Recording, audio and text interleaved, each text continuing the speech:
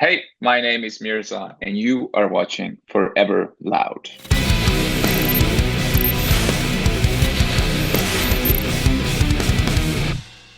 Let the silence divide. Put your life on the line. Okay, so first up, I thought we'd go sort of back to the start before pre-Siamese, because you've had a bit of an interesting journey to get to where you are right now, especially getting to Denmark. Can you talk a bit about your journey from like your early days to now? Yeah, so basically, I am a refugee from a war in the 90s in the Balkans, which was basically a genocide on the people like me, all the Muslims, and I am born Muslim. We were supposed to go to Sweden because Sweden was then the country that we knew. We didn't know nothing about Denmark where I live, but it was just we took the wrong ferry Oh, really? and ended up in yeah, we just took the wrong ferry in Poland. We were traveling for 50 hours. And I remember one of my earliest childhood traumas was me, for the first time in my life, seeing a real toilet. I have never seen a real toilet before, and there was a real lock on the toilet, and I got locked in. I couldn't open it. So I think I was like 15 before I dared to close the toilet Oh again God. because I was so scared of being stuck. Anyways, came to Denmark. I lived in a refugee camp for 4 years, and my musical journey began with my father, who was God rest his soul, a heavy drinker and loved to sing. So in these parties we would have in the refugee camps, he would go up and he would start singing some, folk, Serbian folk songs like from way back in time. And that was like my first meeting with music. I guess a lot of people, especially artists, they channel like what they've been through in their past into their music. Do you think that's sort of one of the things that sort of, as well as your father, sort of put you on the path of music? Because it's like a sort of, it's an outlet to get a lot of stuff off your chest or just to channel all this into something positive. For sure, because there is no doubt that my younger years, especially until I was probably about 18, were just filled with so much chaos and turmoil and moving around and stuff happening. And also, I think my father's dream was to be a musician. He would have loved to be on stage. Maybe he was born for it, but just not born in the right circumstances for it. And now I'm kind of just, yeah, doing that. That feels good. Um, but definitely it has these elements because it was, refugee camp. We moved to an area. He got sick, died I was very young when he died. I had only my mother and my brother and my sister.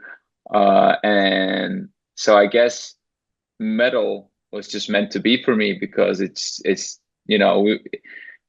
us that are in this community, we are a bunch of emos if you want it or not, and we're all together in this because of the aggression and the sadness that I think metal music gives us. So Yeah. it was meant to be, I guess.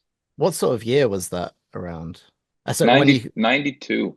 okay, yeah. So I guess around that time we had a lot of it was like the birth of sort of grunge, birth of like, and then later on you got the new metal, then you got the emo. So then it's like that perfect Yeah, time you know when what? We didn't get music, so like it we didn't it was not like we could follow trends. oh We were really? living. So my path, yeah. My path into music came around zero, like 99 zero. That's when like I remember hearing Linkin Park, Yeah. Hybrid Theory. Closer. Yeah, Yeah. exactly. I remember hearing Closer, and it was the first time I enjoyed screaming. I was into Savage Garden. I was into Incubus. I was kind of getting the vibe, and then like I was never down into screaming, and then I heard that part uh, Just the where he shut up. screams, "Sorry, Shut up when shut I'm up! I'm talking to talking to you. you." Part. Yeah. I think that's probably when I got into screaming as well, like the exact same thing. Yeah, right. That thing where he's screaming in two tones. That's what Yeah. Chester Benningfield could do. God bless his soul.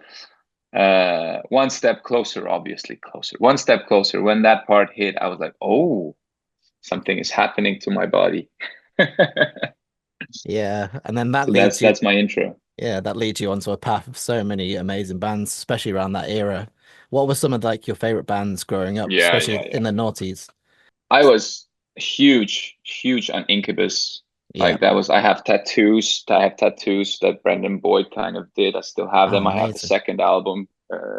You know, so I was huge on that for a long time. That was like my upbringing. I really wanted to sound like Brendan Boyd, and then I kind of started dwelling into stuff like Refused Yeah. and into stuff like Deftones. I had a swift Deftones period. I'm not a big of a fanboy as everybody else is these days. It feels like a lot of bands are kind of copying that style, and I love it. But it was a brief moment for me. But then System of a Down came, and yeah, it rocked my world, changed my world for the next 10 years. So what was the sort of Danish music scene like for you growing up? Was there a lot of like local bands you could sort of go and see or play with, or was it more just seeing bands when they toured over, came over? I believe I was raised in the probably poorest state of our scene Yeah. ever. And the way I say it is because Volbeat came in Denmark just about when I started being like moving to Copenhagen and getting into the scene. Volbeat came and they just vacuumed everything. Like Yeah. it was just Volbeat everything, and people were expecting something else to come from Denmark, and it just didn't. And I am part of the explanation for that because we were just not getting anywhere. It might also have to do something with the industry because streaming was not hitting yet, and we had all these problems in the industry. But from 08 and until 04 until 2014, nothing was going on. It was so difficult. So many bands that were really, really good quit because there was no outlet. We couldn't go anywhere. Yeah. Facebook was building and MySpace was dying, and it was such a weird time to be on the Danish scene. Nothing was going on. So that's the thing. It's like obviously the internet's been great for getting bands out to more people, but then I think it's like certain areas just don't get seem to get the traction that other areas do. And it's hard to sort of break out of those areas into like the wild, especially in Europe, I think, because there is like certain countries which you don't hear many artists from. But I think now it's getting changing. I think there's a lot more bands. Is there any sort of bands at the moment from Denmark that are breaking out? Yeah, for sure. And I've always, because I've studied a lot of this, I do a lot of industry background stuff. And the thing that hit me back in the day is actually that I think there was kind of this geographical thing. It just back in the day, it didn't sound as sexy if you were a Swiss band or a Danish band or Yeah, an Austrian band, or than it sounded when you're an American band or you're an English band, because there was just this instant kind of, this is what we want. So we were struggling on that. That's for sure. I think that's actually a proven fact that there were some geographical advantages to be had. But now, when you look at it now, like talking about Swiss, we have Paleface really, yeah, really doing great. We have a lot of German bands, Electric Callboy doing magnificent. Um, and now it's also in Denmark. A band like Vola is doing yeah. extraordinarily well. Um, a girl like Myrkur, who's Danish, is doing extraordinarily well. Heilung, which is also Danish, doing extremely well. We're getting there. Cabal is there. Møl is there. I think streaming, I know there's a lot of hate, and I can concur to a lot of it, but what it's done at least is it's opened the minds of a lot of people to a lot of different music. And I guess sort of if you go back to you starting off, what were some of the struggles you faced like early on? Because obviously your first album was 2011. How would you compare like putting music out then to how it is now? The thing back then was the confidence you had in releasing heavy music back then was low as fuck, because where are we going to put this? Radio is not going to play it. Yeah, Definitely no MTV. Definitely YouTube might do it, but it's just flooded already. Everybody's faking their YouTube numbers. We're not gonna get paid customers with this. Marketing on Facebook was not evolved. Uh, so like it was so fucking difficult, and you just released, you did an album because everybody else did an album, but you had no idea, you had no knowledge how to convert this into something that might give you a return in your massive investment. So it was so difficult, and the only thing that could save you is back for me back in the day. I've got to be honest, partying. Yeah. You know, it was doing music meant a lot of partying for me, which was great. That kept me motivated. The other thing is the will to be up on stage. You had to be this. I saw this meme of like a football player standing on a stadium outside of the field, and it said how it feels to watch other musicians play live shows. Yeah. So I had this massive urge to just be on stage, whatever it took. Um, a crazy. Uh, how do you say? Just the investments that I've made. I just did an interview with someone, and I tried to capsulate how much money I've spent.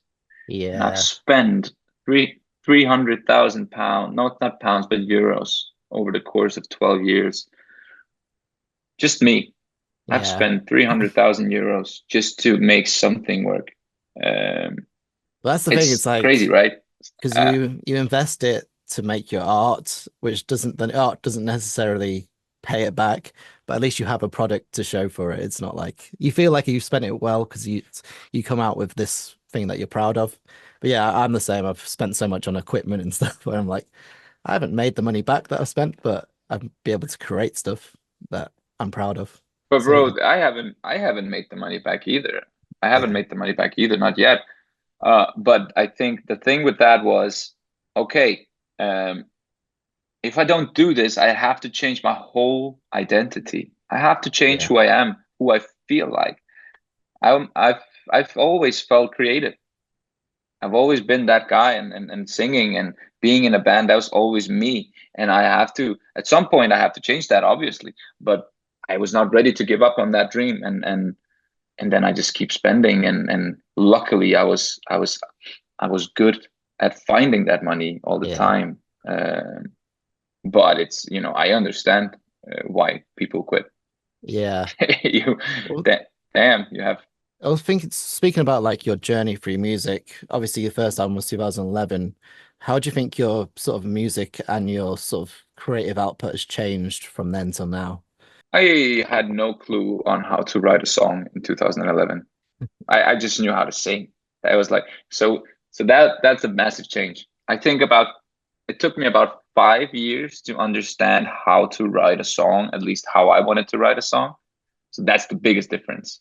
Around 2015, 2016, Andreas, who's the guitarist in our band, kind of taught me how to write a song because he was getting professionally, he was getting a professional producer. He has like multi-platinum hits out there. And Really? that's when I kind of learned, like that period from 15 till 21 is where I truly became like a songwriter. And it just goes to show I spent 6 years on nothing But do you and remember, spent so much money too. was there a time sort of during your sort of touring's life where you're like, you started to realize things were taking off? Like you were like, oh, was there like a show or a tour where you're like, oh, people really care about what we're doing? There's a song, uh, That's- Ablaze, which was Yeah. released in 2016. That was the first time we got attention outside of our local community because we were on so many new music Fridays all of a sudden. And you know how fucking coincidental that is? The guy at that point sitting on Spotify had just moved jobs from a local radio station in Denmark, and he was playing our songs. As Really? he was the only supporter we had. God. He was moved to Spotify. He got a new job working for Spotify, and I thoroughly believe that what he did was he said to the team in Spotify around the world, "This band, rock band, great band, listen to this song, great song." And they just, I think we were on like 15 New Music Fridays, That's so good. and the numbers just started growing. Yeah. And so you see, after so many years, it took just one thing. And with that song came the album straight afterwards. We got signed by a American label that helped us a little. We got on our first tour because we had those numbers, and I knew the agent, which I've been drinking beers with. You see, partying helped me again. So that song kicked us off for sure. And let's talk about your sort of music, because I think over the years you've added a lot more elements to your music, especially a lot more electronic elements. Like who's sort of behind all that side of things? I think the idea came from me. I Yeah, remember specifically being like, we should try and incorporate these things into the heavy scene, because I've been listening to a lot of like Enter Shikari and stuff like that.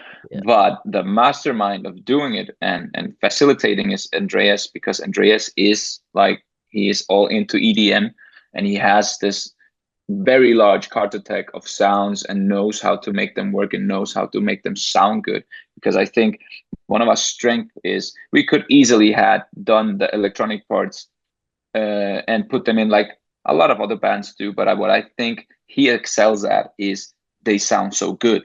yeah, They blend in so nicely. It doesn't sound like, you know, these bands who just put in a synth in there and it's just so fucking loud and it sounds so plastic and cheap. I like to think at least that Andreas is doing such a great job of making it sound huge and quality and expensive as fuck. yeah. Well, is it Predator, the one of your last singles, which has that huge like drum and bass vibe all the way through it. And I think it's one of those where it's like Yeah. it's not a rock or metal song with drum and bass. It's like both at the same level. It's not one or the other, which I think is a lot of bands, yeah, like you say, they'll add little bits in, they'll add a synth in, they'll add some drum beat here and there.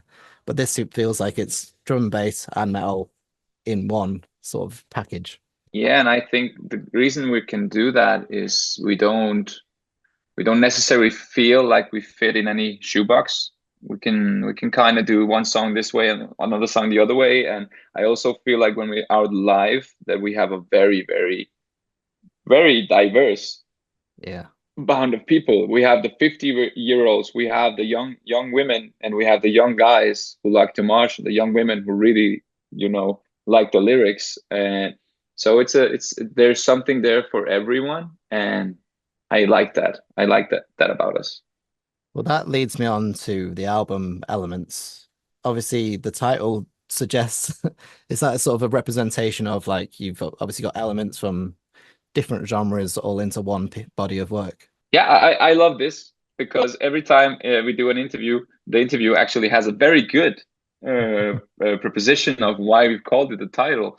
And that one is actually very, very good because we've always played around with different elements to make a song work in our way. But actually, it's way more simple than that. It's because we use a lot of the elements in our titles. So we have Shape Ah, of Water, okay. we have On Fire, we See. have Hurricane, we have Ether.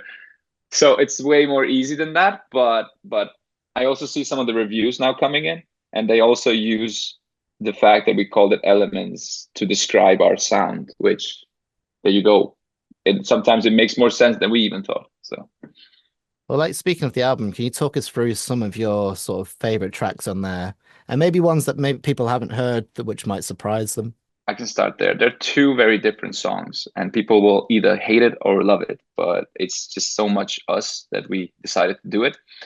We have a Ariana Grande cover called God is a Woman on there. I was going to talk And about that. Ariana Grande is one of my, yeah. And it's just, we've turned it around. So, I believe God is a woman is kind of the catch now. And the thing is, we did a whole song with our own lyrics, with everything, and with our own melodies, because the track has nothing to do with God is a woman. But then, like, one day I was just, it's funny. And then I started singing the Ariana Grande song over it. And he's like, wow, that's amazing. We should do that. And then we did that song and we did the whole, and we just loved that way more than the song that we did. Yeah. And we were like, yeah, it's meant to be. Let's keep it like that.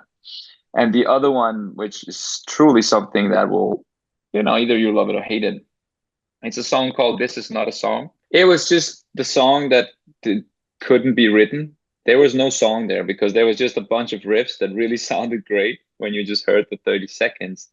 And we are a live band and we've been playing so much live. We've been touring excessively, and we were like, could be nice to do something really fun live and then put it on the record so everybody knew this was coming. And I can't even remember where the idea came from.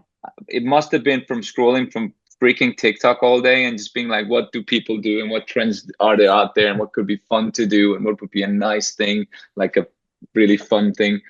So we did this, and I just wanted to, because it was not a song. It was just the theme of this is Yeah. not a song. It's never going to be a song. Let's just start a fucking mosh pit.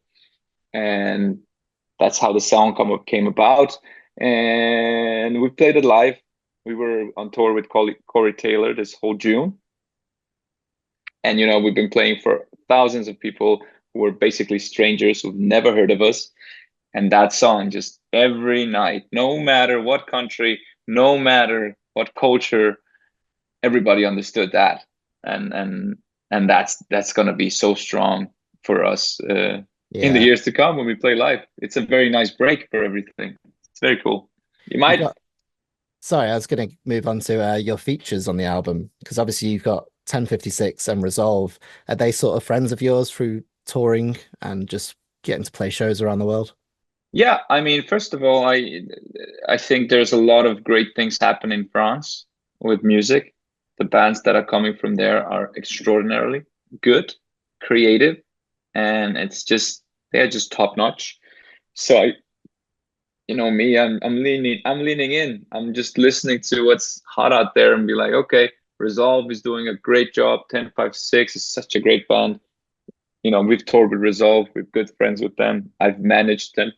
Oh, really? 1056. I've managed them for a while. Yeah, yeah. So it was a easy convincing. So that's why we thought, and also, yeah, it just worked out really well. Those two songs are one of my favorites on the album. What are some of the messages you want to get across in this album when people listen to it? What do you want them to take away from it?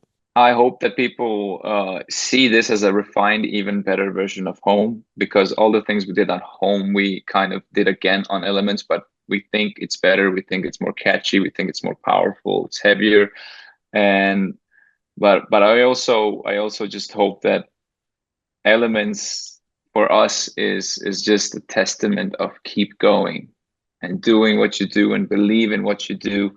And I always end up like in my albums, I always write start a band, because there are not a lot of bands out there. Like, not a lot of bands making it to the top. Not a lot of bands survive. It's all solo artists today. And I think one of the best things in my life has been being in a band. So at least that is something people can take away. We are those guys who kept going. Well, thank you so much for your time. I'm sorry about all the technical issues, but yeah, this album's like And such now a you're good, like, this album's such a good representation of you, and I hope it gets you all the success you deserve. So thank you so much for doing this, man. thank you so much. Thank you so much for sure.